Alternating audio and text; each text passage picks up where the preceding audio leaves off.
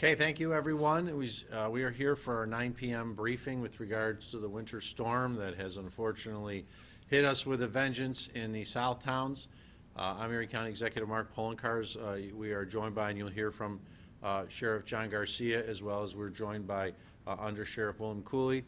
We are also joined by our Commissioner of the Department of Public Works, Bill Geary, our Commissioner of the Department of Homeland Security and Emergency Services, Dan Nevers Jr., and also joining us is our Director and Commissioner of the Department of Purchase, Valley Faraccio, one of those unsung heroes that you don't usually see in front of the television, but is always working at these emergencies to ensure that we have the finances necessary and the resources necessary to get through these terrible times. So glad to have you here, Valley. And of course, we're joined by Karen Gambino of Deaf Access Services to provide the American Sign Language. The state of emergency declarations, we have one new state of emergency declaration since we talked at 3 o'clock. That is the town of West Seneca, but we still have declarations in place for the county of Erie, the city of Buffalo, the city of Lackawanna, town of Amherst, town of Cheektowaga, town of Clarence, town of Evans, town of Hamburg, town of Orchard Park, town of Tonawanda. As we said, the new one is the town of West Seneca, as well as the villages of Angola, Blaisdell, Depew, Hamburg, Lancaster, and Orchard Park. This is an event that has hit the South Towns with a vengeance very hard, and all of these communities are under a state of emergency at this point. Travel ban and advisory zones. The travel ban that we talked about earlier today at 3 o'clock is still in the same effect as of now. Buffalo, south of downtown, and William Street, so that includes all of South Buffalo, most of the Lovejoy district, as well as part of the Ellicott Council District, as well as the full city of Lackawanna. And then the towns of Cheektowaga, Lancaster, Alden, West Seneca, Elma, Marilla, Hamburg, Orchard Park, Aurora, Wales, Evans, Eden, Boston. We want to note something that we didn't really talk about earlier, but we've been trying to get the message out otherwise, is in a travel ban, if you have an employer, you are located in a travel ban or a location, or your employees live in a travel ban location and you're asking them to leave the area, unless they're an essential emergency worker, you cannot force your employees to violate a travel ban. It's actually a misdemeanor if they do that. So we're just reminding employers, you cannot force your employees unless they are essential emergency personnel responding to the storm effort to violate the travel ban. And we know, we've heard from a number of individuals who've gotten stuck on the roads today that they were told they had to come in and work, even though it meant driving through treacherous conditions or leaving the safety of their home to go somewhere else, and then unfortunately getting stuck. Now, travel ban means no travel. Travel ban doesn't mean, hey, I get to drive around and check out conditions. It means no travel. 300 plus tickets have been written by law enforcement as of at least an hour and a half ago or so. Abandoned cars will be ticketed and are towed at owner's expense. The county is ticketing and towing vehicles, as we'll talk about in a bit, in the areas that we're handling. And please do not be the reason that an ambulance cannot get to the hospital. But there are many vehicles that are not only getting stuck, but are just being abandoned by their owners, trucks, regular automobiles on the side of the road, in the middle of the road. And then as we're coming along to try to clean these roads, we have to get in there, take a tow truck, and tow them out. And as I'll describe in a second, we are towing them to the McKinley Mall lot that used to be part of the Sears that is no longer there. Road closures, we still have the same road closures as before. The thruway from exits 53 to 59, commercial vehicles from the PA line to exit 46, which is the 390 outside of Rochester. One of the problems that we're seeing is that commercial vehicles, tractor trailers, have been getting off the thruway, but then trying to get into our region by going up routes 5, Route 20, other routes, and getting stuck. 219 is still closed. The 400 is still closed. Route 5, the Buffalo Skyway, is still closed. Routes 5 and 20 in Evans are in the process of being cleared. They are closed because they're in the driving ban zone. But we had terrible problems on Route 5 and 20 earlier with jackknife vehicles, including even a vehicle that was struck by a train as it was stuck at a train crossing, though thankfully there does not appear to have been any injuries because the train was moving so slow. But these are the things that we've been dealing with during, I shouldn't say I or anything like that, but when I say we, I mean the first responders, the law enforcement that have been in the field, the public works, with the major difficulties that have existed as a result of this storm. I'm going to turn it over to Sheriff John Garcia now to talk more about what the Sheriff's Office has been dealing with, what they've been seeing, and once again, I really thank all the members of law enforcement, including the deputies and hardworking staff of our Sheriff's Office and all the police departments out there for the tremendous effort that they've been putting in. Many of them have been working overnight, no sleep. We actually have cots that are being set up in our emergency operations centers for the individuals who are here who can't go home because it's such a bad location. And to each and every one of those, thank you very much. Sheriff? Thank you very much. Okay. Well said, County Executive. I can say that our deputies have been just absolutely inundated with calls for service as it pertains to disabled motor vehicles and stranded motorists. And you know, we implore the residents to just please obey the travel ban. You become part of the problem very quickly when you're out there on the streets. And you know, the temptation is you see the snow stop, but that does not mean the roads are passable. So until such time as they are, please, you know, just stay off the roads and give the plow guys a chance to get caught up and get into these secondary routes. We've had many situations today that involved rescues. Approximately a dozen people were stranded in the vicinity of Maple and Jameson Road, and deputies and firefighters responded and were able to kind of get them all out of their vehicles and into the fire hall. Again, many of these folks probably shouldn't have been on the road. And there was another situation I could share with you that took place in Hamburg, where there was a motorist that was lost in the storm, and you know, when you're out in this type of weather for an extended period of time, there comes with all sorts of risks with respect to exposure and carbon monoxide.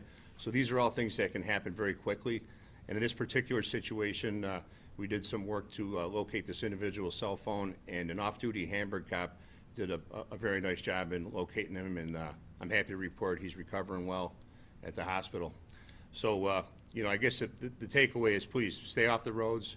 And I'd also like to give recognition to the hard working men and women of our jail management division, who many of which have volunteered to work extra shifts and work 16, 17, 18 hours in some instances to staff our facilities. So we appreciate their effort as well. Thank you, sir. Thank you, Under Sheriff.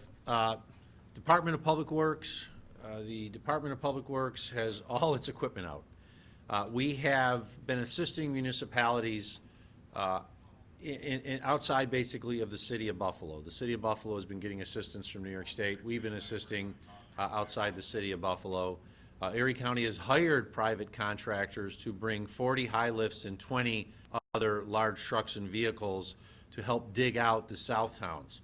The snow that we are picking up with bucket trucks and putting in trucks is being dumped at the lots at SUNY Erie South.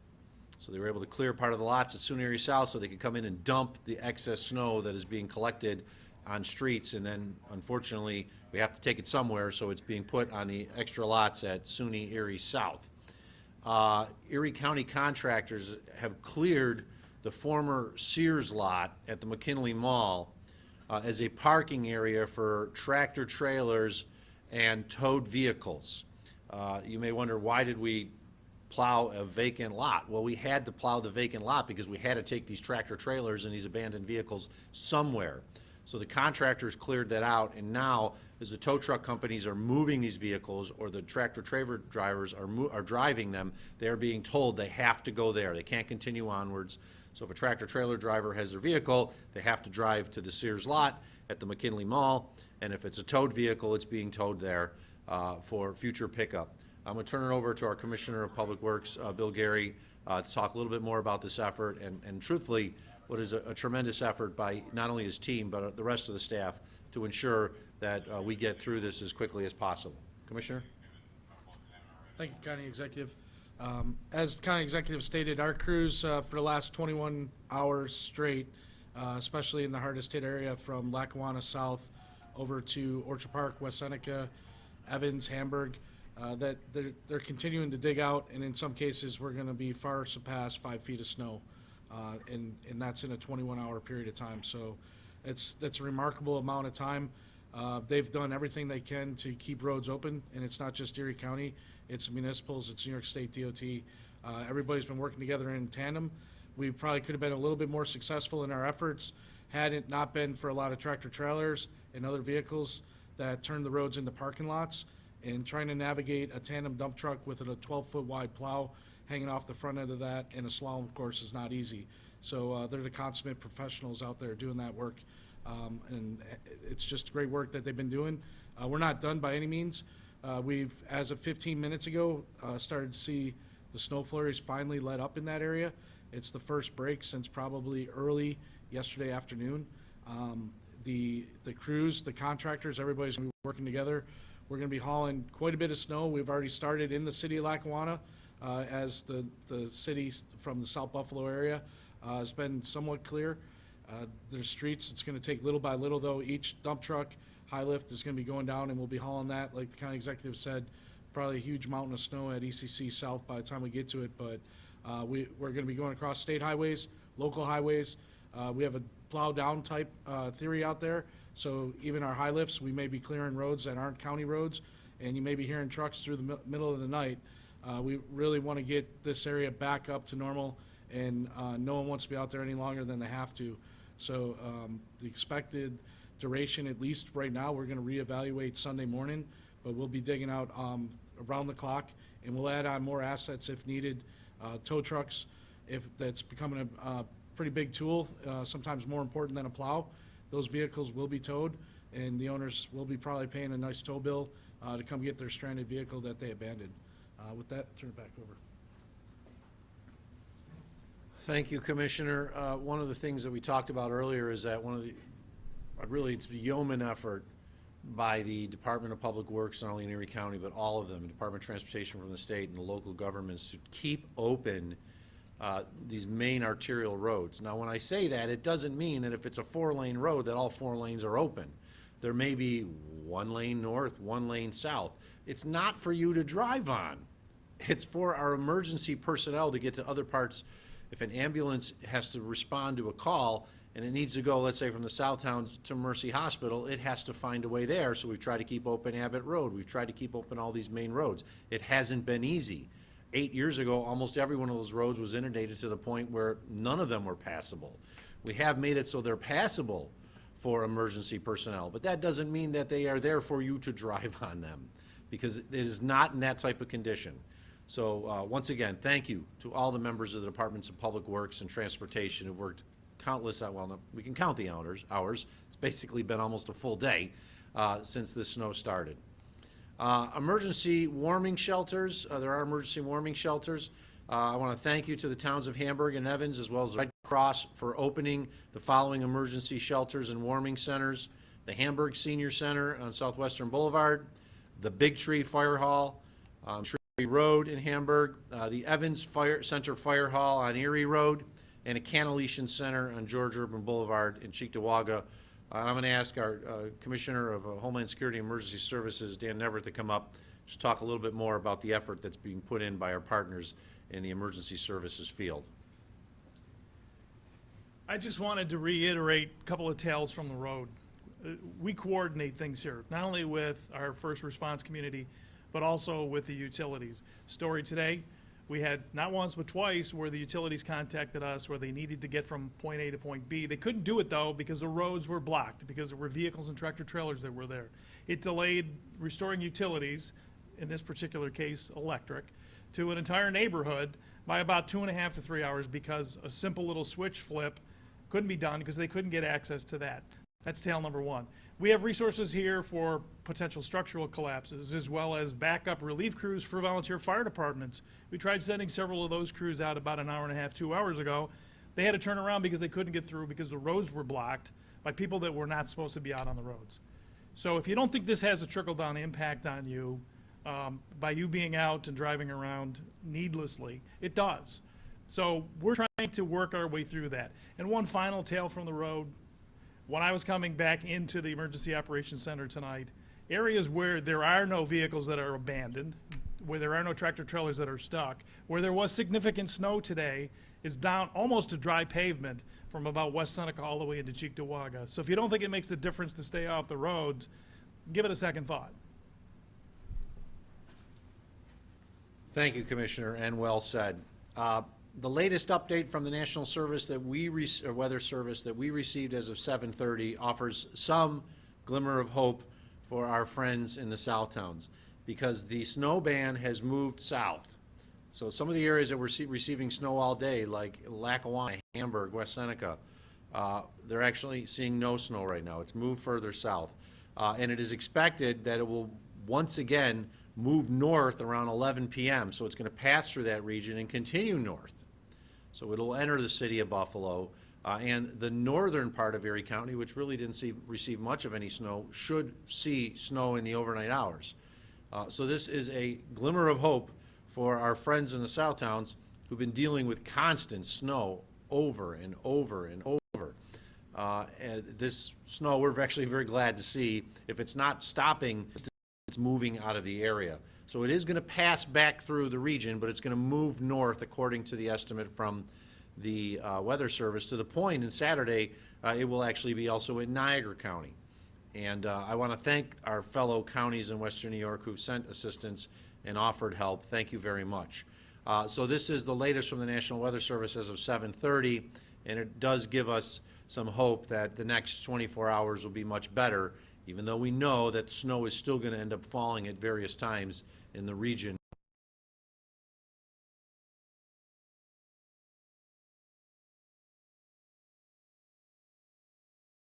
2 deaths earlier, 2 males in Erie County who passed as a result of shoveling and snow blowing, in which they suffered cardiac heart attack events. We have had no other deaths that we're aware of. Once again, we offer on behalf of everybody in Erie County, offer our deepest condolences to the family and friends of those who were lost.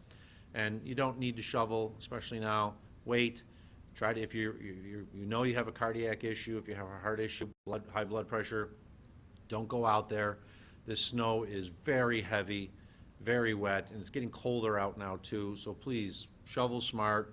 Don't shovel if you don't need to. Let somebody else who's more capable to do it. Carbon monoxide poisoning, we have not had any cases that we're aware of people who lost power and used the generator and may have suffered from carbon monoxide poisoning. It often does happen in these situations.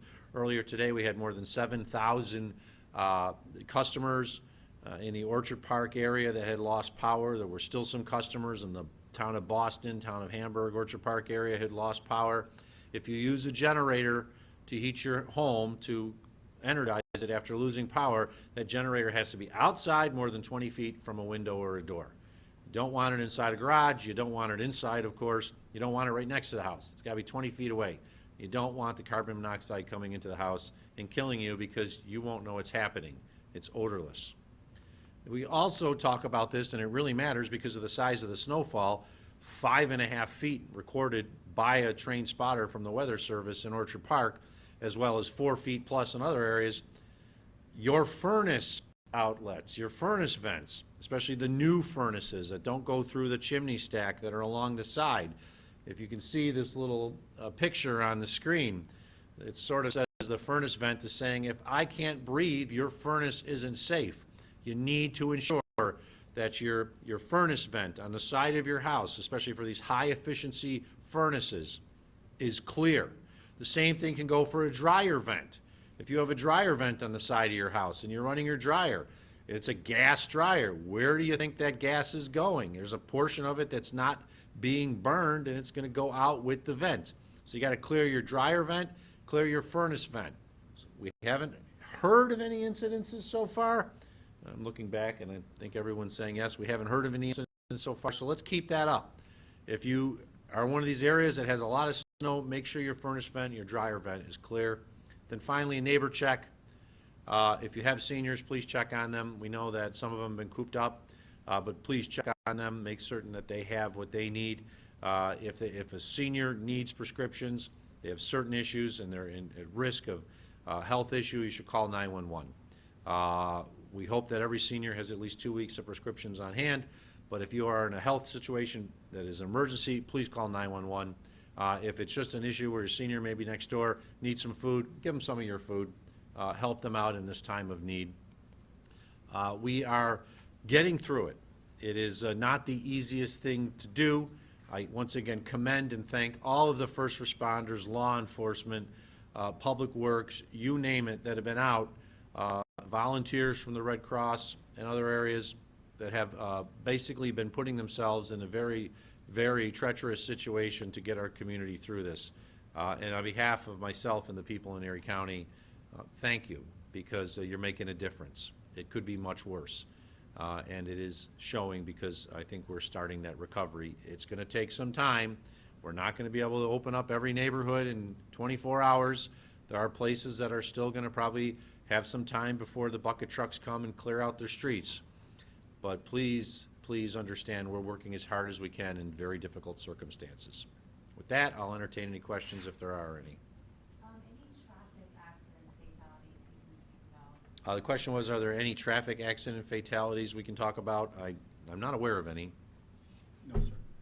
None that we're aware of. I mean, that's good, right, compared to 2014? The point was, it's good that there's no traffic fatalities as compared to 2014, and the answer is yes, because unfortunately there were a couple that were related to traffic fatalities.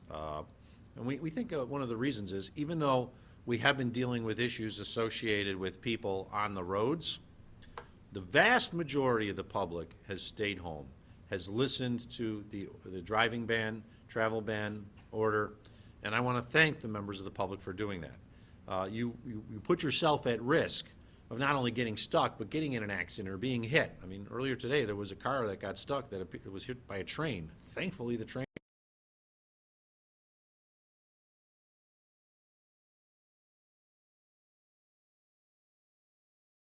condition.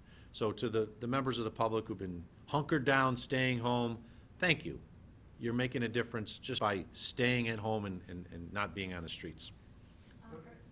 Let me go to. Earlier today, you said there was a roof collapse in Hamburg.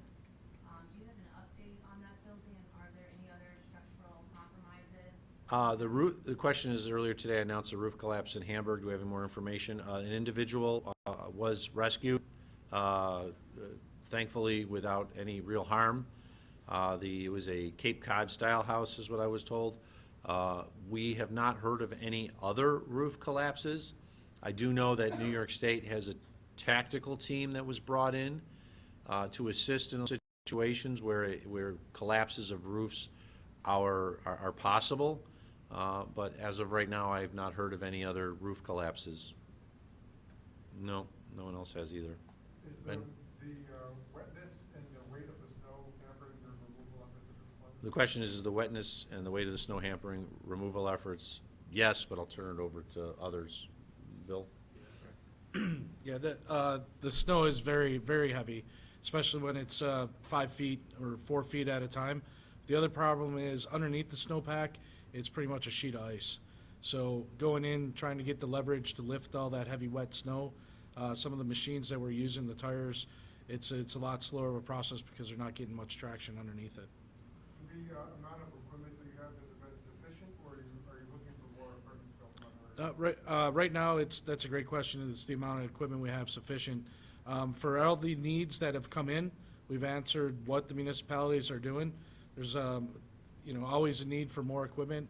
We'll reevaluate tomorrow, especially now that we have a little break in the weather, and some of the other equipment might, that was offline will get back online. But I think right now we're just in the reassessment mode in the morning and see how tonight goes. We could always use more equipment and resources. There's never enough in these situations. Any other questions? If not, I thank everybody who's dealing with this. It's a very difficult situation. I feel sorry for those that are in the snow zone. This is very similar to what occurred 8 years ago, but in some ways it's worse. because 8 years ago we had 7 to 8 feet that fell over a 3-day period. Most of it, the first 3 feet fell in a 24-hour period, then it stopped, and then we had another 3 to 4 feet fall in another 24-hour period. Today, it's been recorded that 5.5 feet basically fell in 24 hours in Orchard Park. We know almost 5 feet, 4.5 feet fell in Lackawanna. Actually, more than 5 feet fell in Lackawanna, Hamburg, parts of West Seneca, parts of Aurora. So to all of you out there, this is in some ways, I said earlier, it was the little brother of the storm from 8 years ago, but in some ways it's even stronger because more snow has fallen in a shorter time span than what we saw 8 years ago. It's possible that in the end, more snow will have fallen over the duration of the storm 8 years ago than what we are seeing today. But this is a very significant snow event that will go down in the annals of Erie County history. And I want to thank everybody for doing what they can to ensure we get through it as quickly as possible. Thank you, everyone. I want to thank Karen Gambino once again from Deaf Access Services and our team that's working very hard. And the next press briefing will be at 6 o'clock in the morning with our crew, our overnight crew here. Thank you all. Be safe and well.